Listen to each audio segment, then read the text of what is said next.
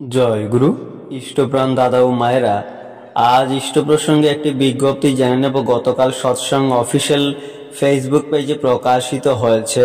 কি বিজ্ঞপ্তি রয়েছে জেনে নেব এবারে বিস্তারিত।